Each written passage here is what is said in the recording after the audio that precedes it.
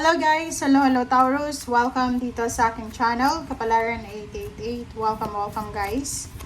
Alamin natin kung ano ang message guidance na para sa'yo. Ano ba yung mga mangyayari sa mga susunod na araw, buwan na taon? This is general reading guys, okay? So first card mo dito Taurus is support.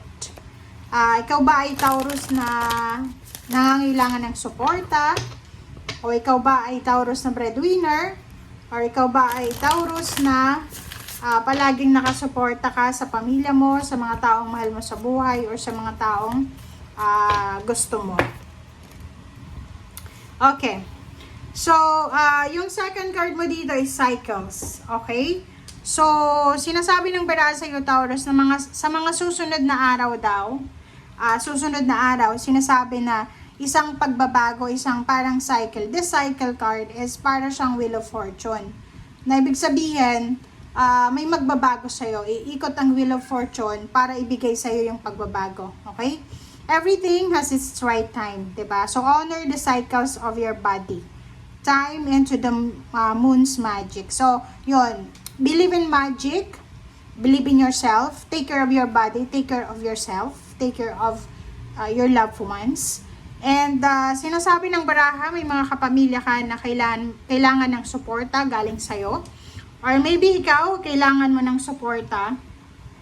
And may mga tao dito na parang makukuha mo yung suporta nila. Okay?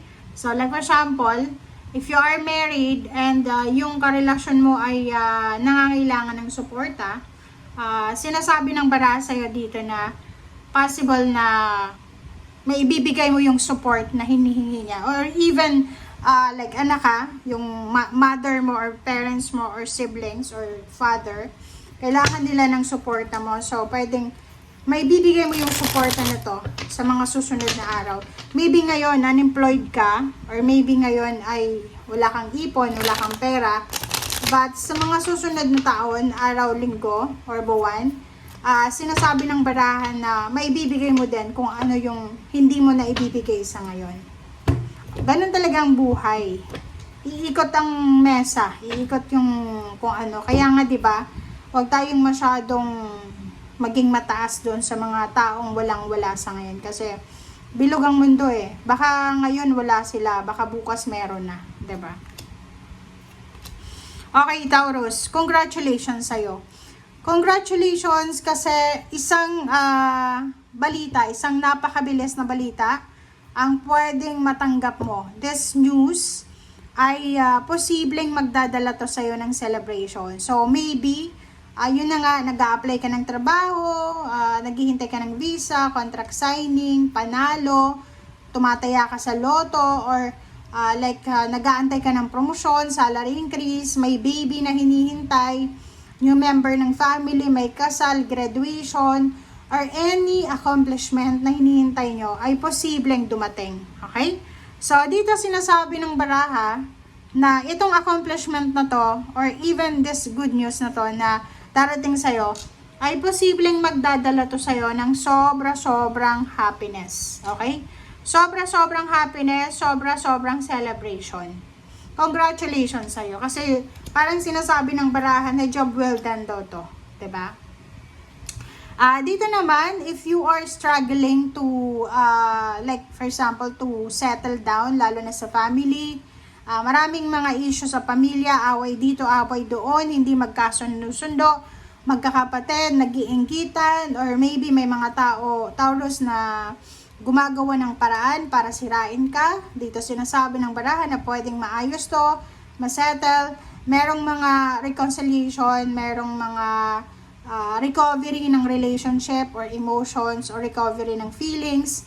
Yun nga, may occasion. So maybe may additional member ng family, may pagbubuntis, merong homecoming, merong birthday celebration, wedding anniversaries, fiesta, reunion, or house blessing, housewarming, or car blessing, or kung ano man yan na posibleng darating sa'yo na pwedeng magdala sa'yo ng peace and harmony. So, sa kasalukuyan, kung halimbawa nanonood ka sa ngayon na parang ang feeling mo, walang direksyon yung road na tinatahak mo, yung journey na tinatahak mo, sinasabi ng baraha sa'yo, huwag kang mag-alala. Okay, don't worry, don't panic. Kasi nandito yung Four of Swords, sinasabi ng Four of Swords na meron na parating na isang pagkakataon sa buhay mo or sitwasyon na pwedeng magdala sa'yo ng sobra-sobrang peace and harmony. Okay? Okay, next is Seven of Swords and Nine of Cups.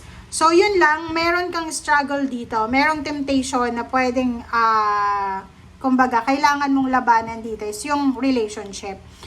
Maybe you're in a relationship and may mga posibleng third party sa'yo or sa karelasyon mo ang darating. So, yun lang ang kailangan mong labanan. So, parang sinasabi ng baraha, yung Seven of Swords dito ay, kumbaga yan yung mga temptation. Yung mga temptation, yung mga negative thoughts, negative emotion, mga tao dyan sa paligid mo na masyadong negative na tinetempt ka nila para masira yung diskarte mo. So, yun lang ang pwedeng struggle sa buhay mo is yung kailangan mong iwasan yung mga temptation sa emotion.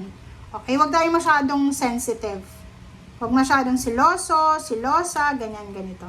And Ten of Rods, sinasabi ng baraha sa'yo dito, yung Ten of Rods na to ay nagsasabi sa'yo na yung obligations, maybe you're a breadwinner or marami kang obligation, duties and responsibilities na possible na matatapos na ito. Okay? Yung Ten of Rods kasi yan yung mga mabibigat na pinapasan mo everyday.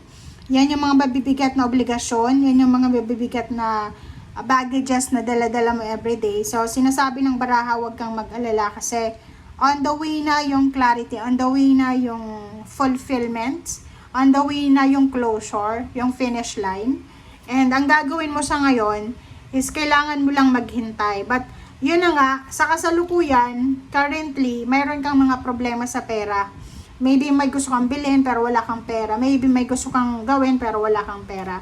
But sinasabi ng baraha na be strong, be courageous kasi may parating sa inyong financial freedom. So, ibig sabihin, Taurus, na kailangan mo lang na trabahuhin lahat. Okay? So, wag kang mapapagod, wag kang maiinip, wag kang maiinis, wag kang masyadong negative sa mga nangyayari sa paligid mo. Okay?